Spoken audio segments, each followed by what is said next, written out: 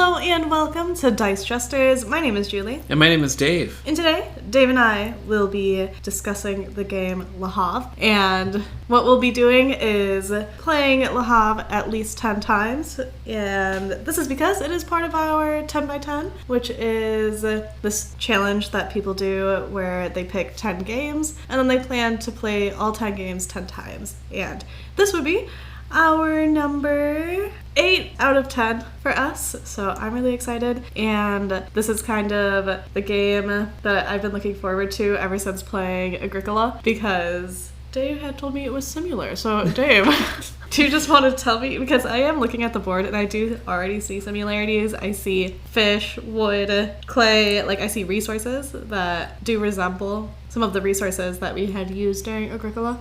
Mm-hmm. So I see that, and from what I do see, there's little boats that you have to take, and it says end of round. Before you go out to sea, you have to collect supplies so that you guys have a good voyage, is my guess for this. That's what it looks like. A good voyage. Good voyage. Le Havre is designed by the same designer who made Agricola, so Uwe Rosenberg. And this is part of his original, what was called the Harvest trilogy. And so there was Agricola, Le Havre, and At the Gates of Loyang, I believe is the third one, which I haven't played and I don't have. But I've always wanted to play Le Havre because it seems like a really easy game, rules-wise, to learn, but with a lot of strategic depth. And that's my favorite kind of game, because in this game, from my understanding, you only really have 2 actions. You can grab resources or you can use a building to perform an action. I've heard that this game is really fun to play all the way through, because as the game goes by, you can get all kinds of cool buildings and ship them off. Basically, we're trying to be the most successful port owners in the city of Le Havre. I think that's what we are in this game. So the way that it works is that the ships go down this harbor and different resources go out. So kind of like Agricola, I think things pile up as it goes by, which, it always creates little distractions for me. And I can't wait, because in Agricola, when there was a pile, I was like, you want to grab it. Yeah.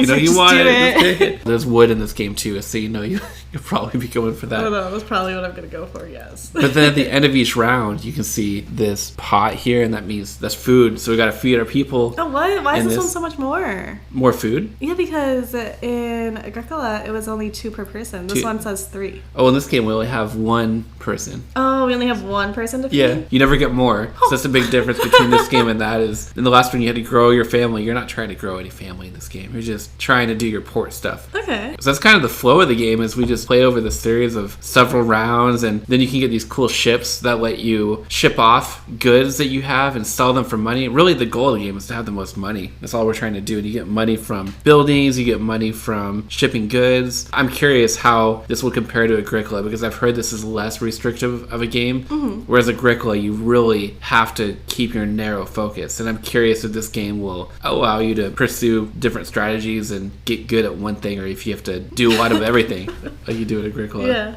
I was just looking, and it's so cute, because these tokens that range from the start of the round to the end of the round, that are circle in shape and are supposed to resemble the water that are flipped upside down right now, they have a little message in a bottle. What, really? It's being sent out to sea, yeah. I wonder what the message says. Maybe the message is whatever's on the bottom of... Wait, you said this was your first time playing too? Yeah. Oh, okay, so then we both don't know what's on the bottom of these, because we just kind of threw them. Yeah, instead of shuffle them up. Yeah, we didn't look in detail. Okay, the message is a cute little surprise, I guess. And or something detrimental. Maybe. We will see. Well, I'm excited. I'm excited that this is also your first time, so that we both have a clean slate on it. Nobody has an upper hand. And you're like, well, I didn't have an upper hand on Agricola. Definitely not. But here's your chance to shine. I know. Yes. I love the artwork in this game. It looks cool, and it reminds me of this port city here in Oregon, Astoria, which is one of my favorite places. Aww. Because that town has all these cool buildings along the port there. And this game just evokes the feeling of being on the Oregon coast. What I really love about the art and stuff like that, you're like, oh, here we go, is that on the cover, it says Agricola. There's a shipping crate that one of the individuals are carrying, and it literally says Agricola on it, and then it shows the Agricola game board, which which is super cute. Ooh, so it's almost like we were destined to play Agricola first and then play the second. So then you got the hidden Easter egg on it. Yeah. So I wonder if all of his games have Easter eggs for other games too. I think they do, because I was taking pictures while we were playing Agricola of the house that you had. Yeah. And on the table there was little games on it. One looked like Carcassonne. One What? was you were literally playing Agricola at the table as you were playing Agricola. What? Yeah, I have the picture. I'll show you. I'm surprised I didn't show you. But there was that, and then I don't know if there was Le Havre, because I don't know what Le Havre looks like, so it wouldn't have clicked if I saw it. Mm-hmm. Yeah, we'll have to go back and just look through, because whatever they were playing at the table was different games. It was super cute. So for Le Havre, how is the starting player elected? While you look at that, I'll just run out a little thing. So Le Havre is made by Lookout Games, and then it's 1 to 5 players, and then it takes 100 to 200 minutes? What? I will see. I have no idea how This is a long long this game. Thanks, Dave. You have no choice now. You've Yeah, already agreed to this. You're like, you already set up the game. You gotta move forward. You gotta sail on. And then it is 12 and up. Oh, it has a little badge thing on it. It says BoardGameGeek.com Golden Geek winner. Oh, nice. That's cool. I don't know what that is, but that's cool. And then there's International Gamers Award, too. Nice. It's a well-known and respected game, but the starting player is the player who lives closest to water.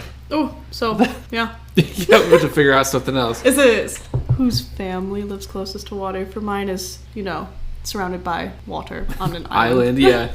We'll go with your family. Okay, to start. And I can give you the backstory. I would if you love like the to hear the backstory. So, Le Havre is a French city containing France's second largest harbor after Marseille. Mm-hmm. The city is notable not only for its size, but also its unusual name. The Dutch word havre, meaning harbor, was adopted into French in the 12th century, but these days it is considered archaic and le port is used instead. The principle of the game is simple. A player's turn consists of 2 parts. First, distribute newly supplied goods onto the offer spaces, then take an action. As an action, players may choose either to take all goods of one type from an offer space, or to use one of the available buildings. Building actions allow players to upgrade goods, sell them, or use them to build their own buildings and ships. Buildings are both an investment opportunity and a revenue stream, as players must pay an entry fee to use buildings that they do not own. Ships, on the other hand, are primarily used to provide the food that is needed to feed the workers. After every 7 turns, the round ends. A harvest increases players' grain and cattle reserves. The players must feed their workers. After a fixed number of rounds, each player may carry out one final action, and then the game ends. The players add the value of their buildings and ships to their cash reserves. The player who has amassed the largest fortune is the winner.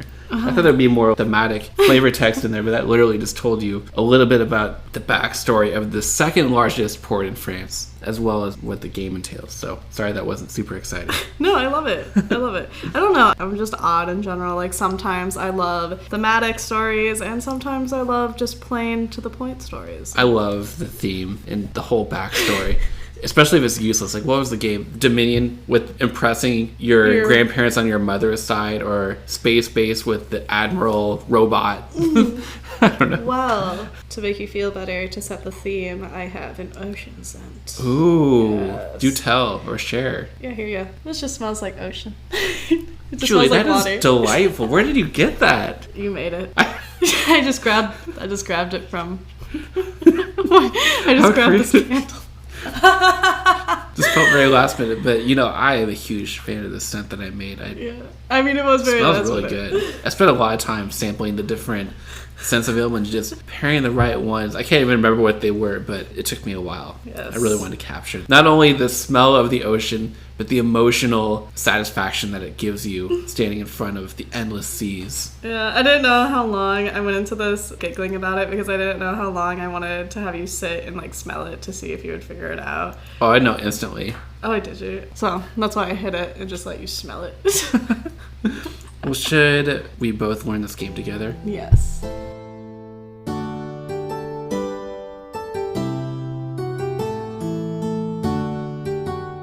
And we are back from our initial play of Le Havre, which will be out of our 10 rounds. So we're 1 down. In this game, why don't you give us a little rundown, Dave? Me? Yeah. So it's a game where you're trying to have the most money, like I mentioned in our introduction, but you do that by collecting goods from these different spots on this port, and the ships move down the port spot by spot. More goods come out, and they carry over round and round, and so they keep stacking up. And basically, there's different goods. There's wood, there's clay, there's iron, there's coal, leather, cattle, grain. There's a whole bunch of stuff you can collect. But you're trying to do a couple of things. You're trying to find a way to feed your person. I guess you only have one person in this game, which ramps up each round. It starts with only have to pay 3 food in a 2-player game. It goes all the way to I think 20 by the final round. Yeah, I think there are 14 rounds in the 2-player game, which is a lengthier game. It took us about an hour and a half or so to get through this initial play. But you're also trying to convert goods into better things, which you can do by using these building spaces, and eventually being able to use ships that you purchase to ship goods for money. So you're just trying to get money. But the cool thing is on your turn, you either collect goods from one of the spots or you use the action of a building. So you have one disc that you can place anywhere and you have to move it to a new building. And it can be either yours, the opponent's, or from a public area. And if you use the other person's, you have to pay them either money or food or something. Mm-hmm. So there's this fun aspect of being able to use anybody's or blocking the other person from using one of their buildings that you know that they really need. So that was kind of the rundown of what you do in the game.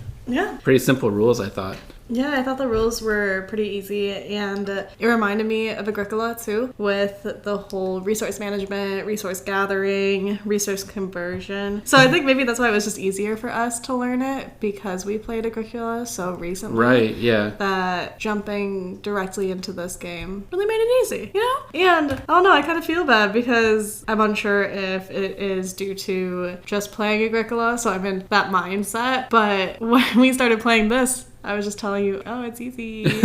What was easy about it, though? Feeding was so easy. Because in Agricola, I was always searching for how I was going to feed my farm. Like, I don't know. People. But in this game, to me, at first, I was able to do 3 right away. Yeah. And then the next round, I didn't realize that it went up to 4 because I thought I was in the Agricola mindset where it's always 2 per person. So I just thought, oh, it's 3 for all these rounds. But then I was short 1. But although I was short fish, I could use a franc for replacement food. Yeah. Well, in Agricola, you didn't have that option. You didn't have francs. That's true. You just had the grain, the vegetables, or just the food tokens, or animals that you could convert if you had the fireplace. Mm-hmm. And I feel there's less distractions in this one. I gathered cards and I knew my points the whole game. That's true. Everything is very straightforward, laid out on the table. I don't think we really had to consult the rules except for a couple of really small things. Mm-hmm. Because everything tells you on the card what it does, and there's no confusion on, oh, this converts cattle to meat. What does that mean? You just flip the token over. Yeah. Or you get money or whatever it is. Yeah, I thought this was very straightforward and easy to learn. And I know it was my first round, so maybe it was just easy to pick up because we did come from Agricola. So that could be. I think this game is interesting. The feeding, I found a little bit of a challenge. It didn't feel as stressful as Agricola, but the fact that it ramps up every single round, I would just get through a round and be able to meet the feeding requirements. And then, oh man, I really have to start over in this next round. And there's only a few turns in each round. When you get those ships, that helps be able to pay for that, and then you can focus on doing things that earn you money. Yeah, and the ships are nice. So there's a wooden ship, an iron, a steel, and a luxury liner. So in addition to helping you with feeding, they also help ship off goods so that you could earn francs off of them too. Yeah. So that's exciting because you need them if you're gonna get any extra points by the end of the game. For sure. My goal in this 10 by 10 is either to get 200 or surpass 200 because I was at 171, and I feel if I could do that in my first round. I think that's a really high score for a first round. Is it? I think so. I'm gonna Google it. You should. Yes. But while you're Googling, I'm curious. So this is the longest game we've played by far. I think our longest plays of Castles of Burgundy or Agricola were just around an hour. So what did you think playing a little bit longer of a game? What was that like for you? Honestly, to me, it didn't feel that long just because we were doing something constantly. And the back and forth, we weren't pausing for long turns, if that makes sense. Yeah. I don't know, it just felt like it was a good pace. I think so. The turns are really quick because you only do one thing on your turn. I'm really, really fascinated to play this more times because the length of the game, with there being 14 rounds, from what I can see, it feels like a game where you can really build a long-term strategy and see that come to fruition, which I love in a game. And I don't suspect this will be a game I want to play like 5 or 6 times in a row because it's longer and pretty brain-burny to put a lot of thought process into how to make all this money and make everything work together, that it would feel a little bit exhausting doing all that and then going right back and starting it all over again. So we'll see how long this takes us to complete. Yeah, and just to go back on the item that I stated I would Google, it says a winning score in a 2-player game should consistently be over 300. What? Over 300? That's what it says. That's what BGG says. I don't see how that's possible. Well, maybe I'm just not very good at this game so far because I got about 140, I think. Oh, but then it says this person responds to them and they're like, I've seen 200. Yeah. And they're like, isn't that normal? Because then I see the whole, if it's 1 player, you should be in the 300s. If it's 2-player, like, I guess it just depends. Depends on the player count. It depends. Because then this person says a 3-player game, you should be over 250. Whoa. So it's all over the place. So, we just go off ourselves. We just have fun. We just have a good time. I'm just here to have a good time. Like, we could pretend or not pretend that we had good starting scores. Well, see, but this person said, but it's good to be between 170 and 200. So Okay. Well, you were right in the golden zone, it sounds like. But I loved when we were playing this. You saw the cows and you grabbed those right away. And I was like, here we go with the cows again. I know. The farming strategy. Because I had asked you if it needed a fence or anything. And you said no. No, just put them over in your Just put 'em area. here. Stack them up. That's why I grabbed them. I'm excited to go into this. I know that it is longer, and I'm probably riding off the emotional happiness of winning. Yeah. But I do think that this game, especially now knowing that you can get over 200, I think that for me, I will be able to just focus on getting points and maybe ignore you. Because in this first round, I didn't feel there was much interaction between us, other than Not really. if you needed iron and I took the iron. That's a good point. I think there might be a little bit of that, but it always seems like there's something else you can do. You might have grabbed that huge pile of coal that I thought was enticing, but there's also a huge pile of wood, or there's a building that'll help me get things that I'll need. So the huge pile of clay.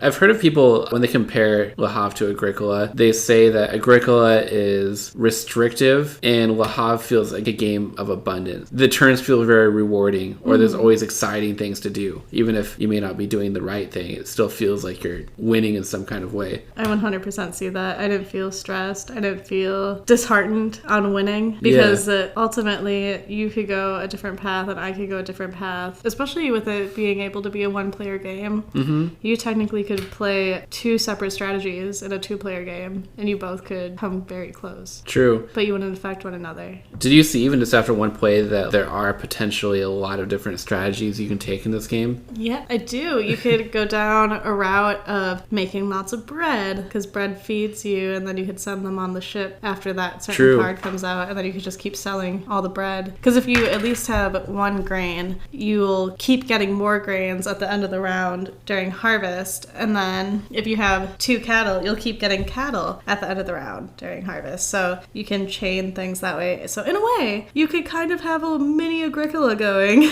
without noticing. Very true. Well, I am thrilled. Are you thrilled? To take this 10 by 10 journey. Seems like you're going to be really good at this game. So would you like to take this 10 by 10 journey with me with Le Havre?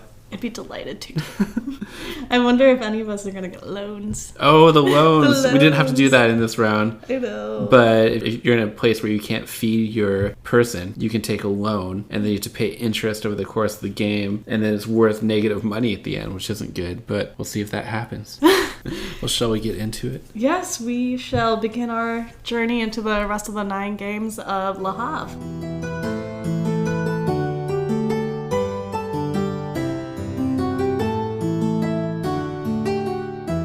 And we are back after our 10 plays, which I am so excited to discuss our 10 plays of Le Havre because, Why are you excited to discuss Le Havre, a game about the second largest port city in France?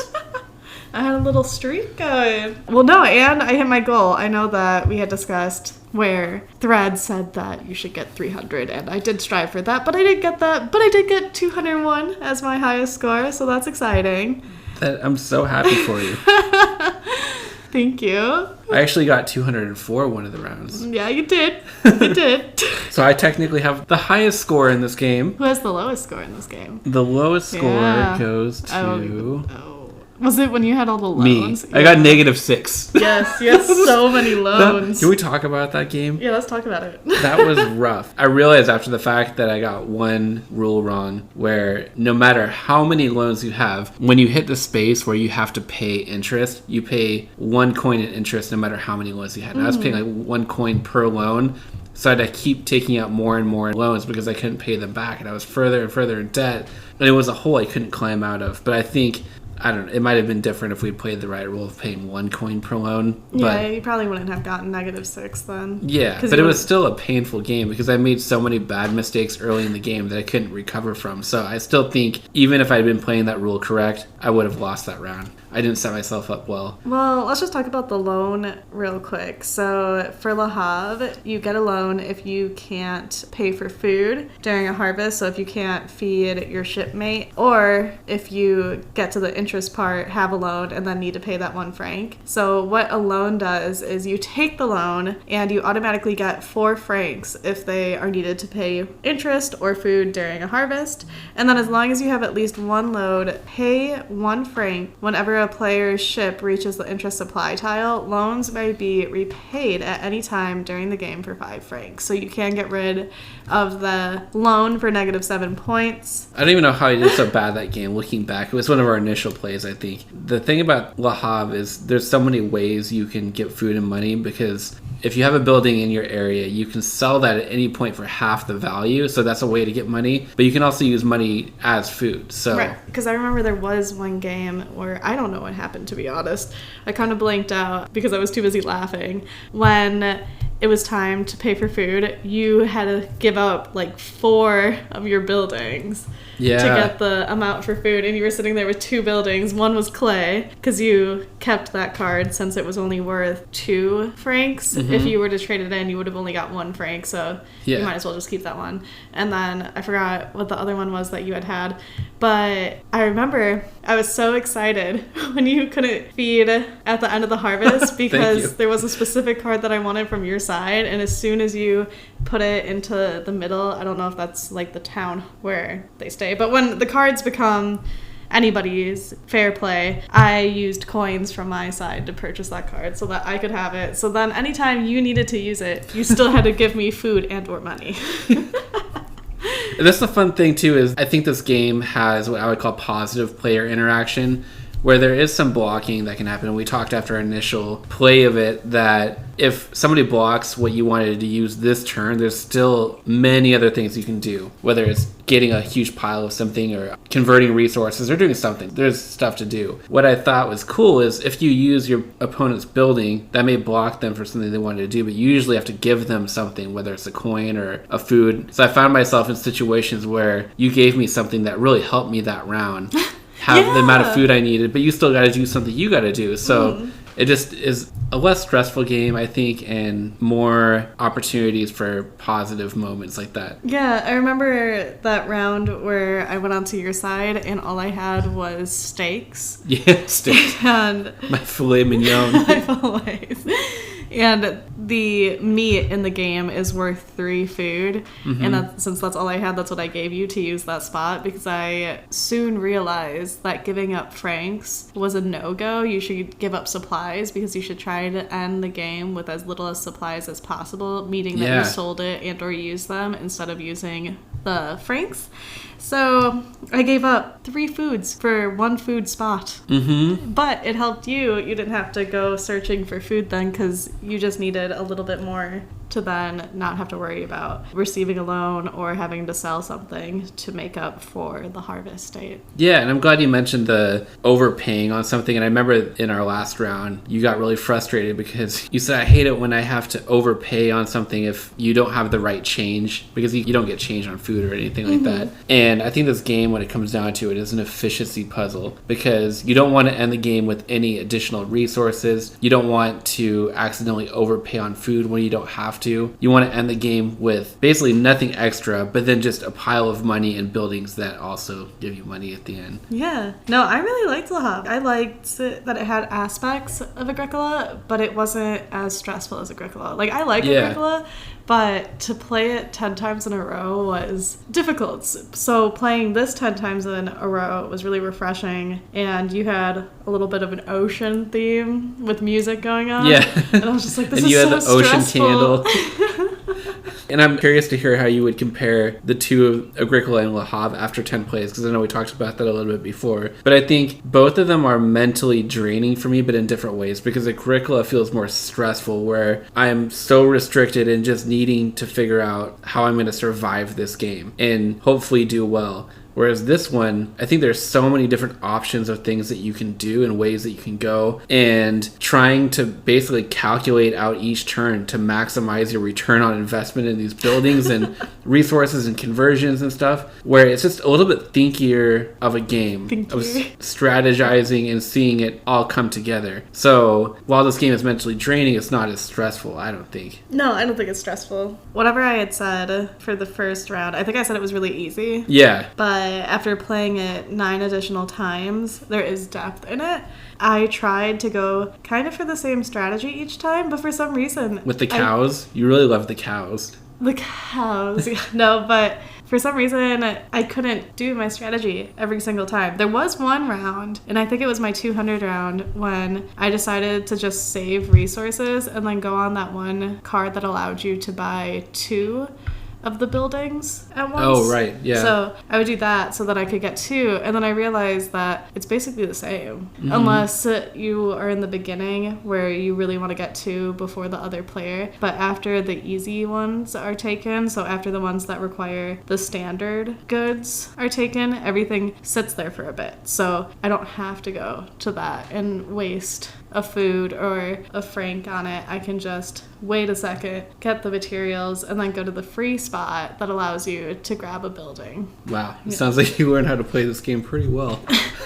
And then I decided within the last 2 games that we played that I wasn't going to spend any francs on food, because I got into the trap of, oh, well, this is so easy. I could just use this for food and that's fine. I don't have to waste a turn on getting a food source. But then I realized that that's my rats. That's your rats. That's my rats, because it's so easy to use that. But you're giving away points every single round instead of just using a move to gather the resources to have the food. And if you do gather the resources to have the food, you could later sell the food. So you might as well just have a whole bunch of resources and go to, was it the shipping dock that you sold? Yeah. Or the shipping line where you got to use your ships to sell items for money. Yeah, so I did switch my thinking, which is why I believe that this game has more depth to it, because honestly, it must have been like beginner's luck or something with going through it. And since we had just played Agricola, I think I was really high thinking, so I was thinking as if it was going to be really restrictive. But then as I chilled out a bit, I think that my strategy changed with this game. Yeah, I can see that. A couple of questions I have. Yeah. And I know you were saying in the beginning that there's not much opportunity to mess with the other person, but did you still feel like you had to watch what I was doing and the strategy that I was going for in each game,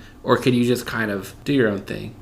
I remember saying that. I still think that you don't have to really watch the other person, but you could still do little things that causes the other person inconveniences. For example, you kind of learned that I really like to get the card that allows you to get fish And you got that almost every time. yes, but then there was that one time that you were like, I'm going to take this from you. And then I still went and used it because there was nothing that I had to pay. There was no entry cost. But I still ended up wanting that regardless, just because that was part of my thing. And what I did was I noticed the cards that you got, and any card that you had on your side that had an entry cost, I then the next game decided to get those cards. So then you'd have to pay me because you used it so much in the previous round.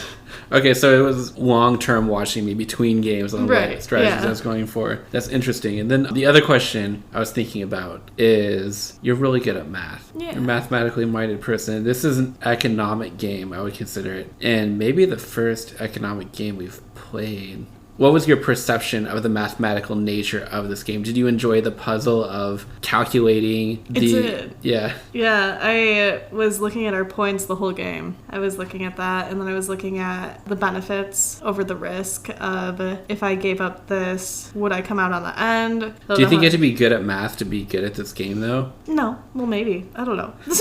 You're like, well, I'm good at math, and I'm good at this game. Well, to me, this game I thought was pretty easy. Like, I thought...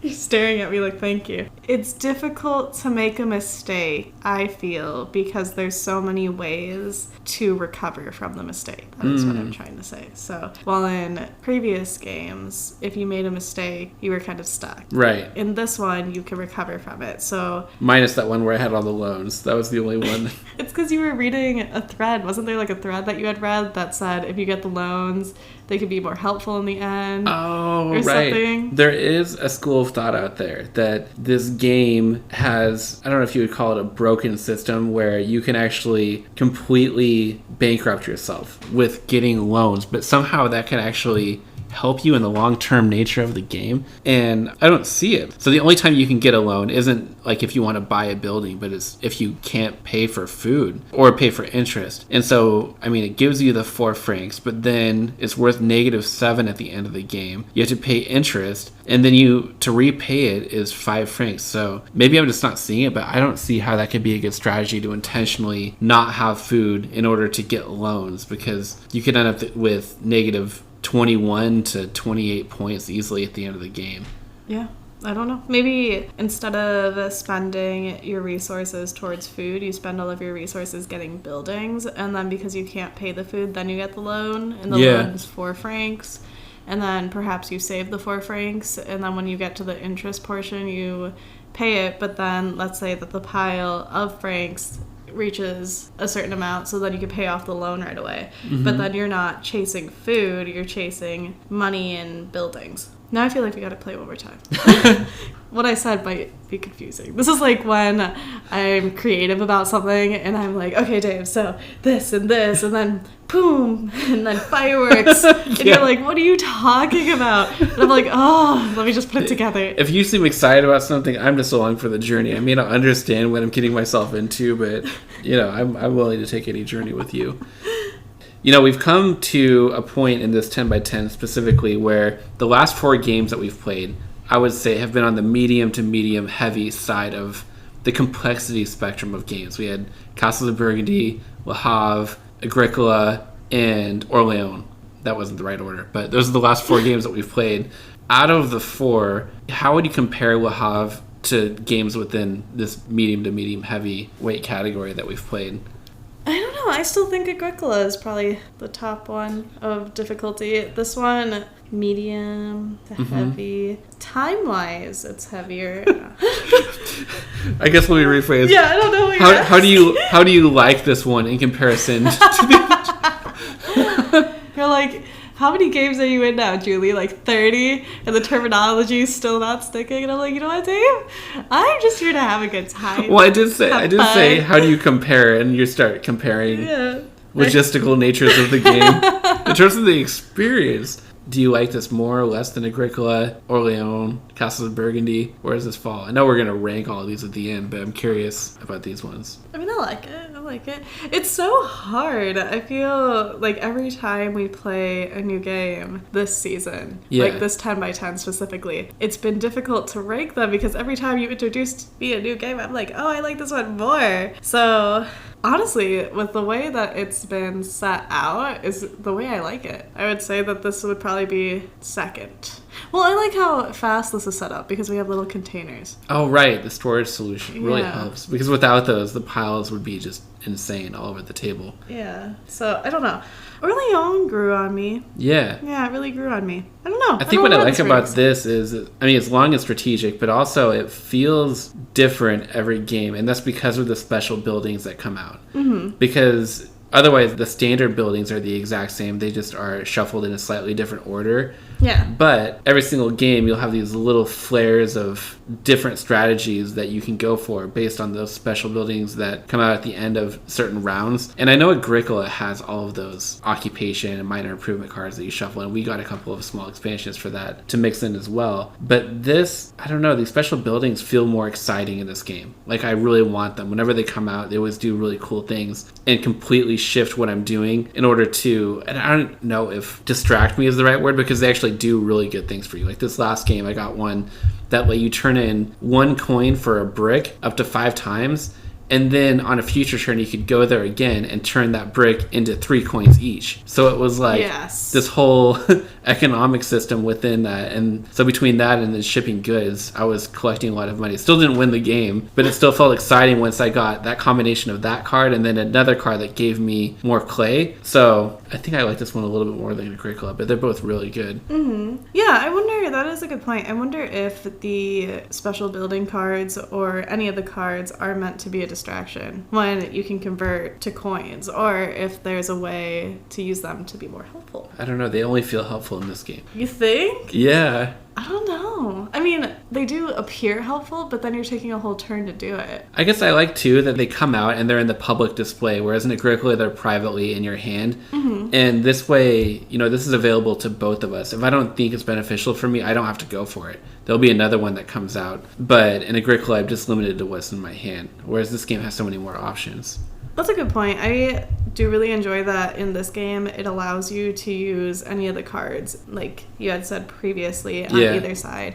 And I do think that's very helpful because in Agricola, the way that we played it, we just stuck with our cards. We didn't do the trade back and forth. So if we got stuck with something, then that's what we were stuck with. A item that I talked about often in Agricola was it always felt like it needed one more move. Yeah. You needed one more turn. But in Le Havre here, I feel like there's enough turns. Yeah, it literally gives you one more turn, though, because you finish the round and then everybody gets one more turn, so that's built into this. The past Uwe Rosenberg heard your wish from the future. Just add one more turn into a game, and he incorporated that into this one.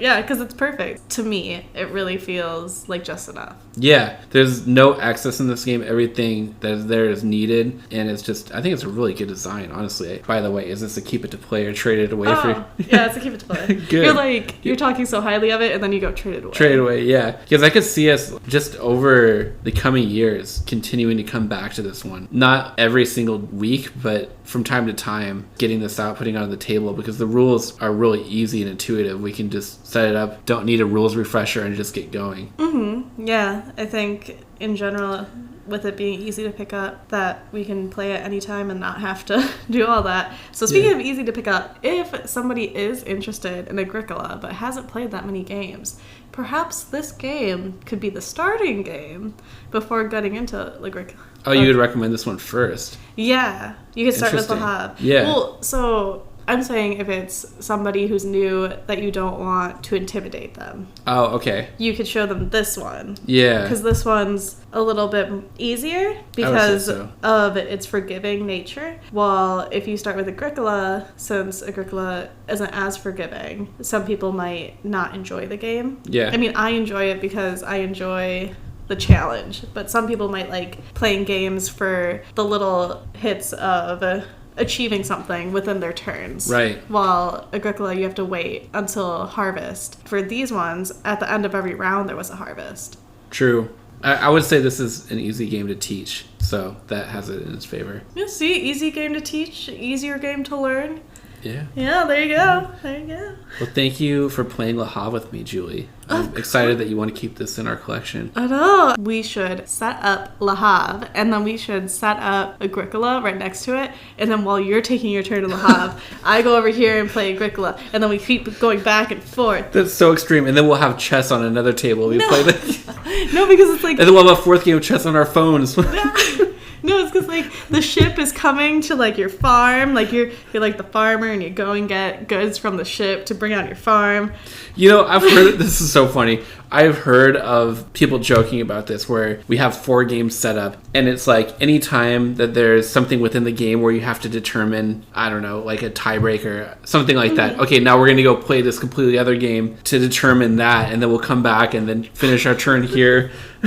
I love that. We should try that. With all of our favorite, we'll pick our top 10 favorite games, and we'll have 10 games going on. What? No, You're like, no, move from 2 to 10? No. It's extreme. We need a bigger table, though. Okay, sorry for going down a little rabbit path. But thank you, too, for showing me the game Le Havre.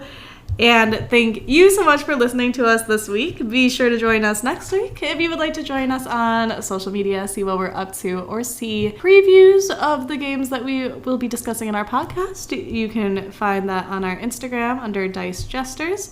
You can also email us as well with questions that you would like to ask us, or if there's any games that you're interested in that you would like to know more about. You can email us at thedicejesters@gmail.com. We are also on Patreon under Dice Jesters. There you can see content and art that isn't posted publicly, and you can join for free on there. But as the final ship docks and the harbor quiets, the Jesters wave goodbye, sharing tales of your maritime adventures. Until we set sail again, may your wooden ships turn into luxury liners and your spirits stay high.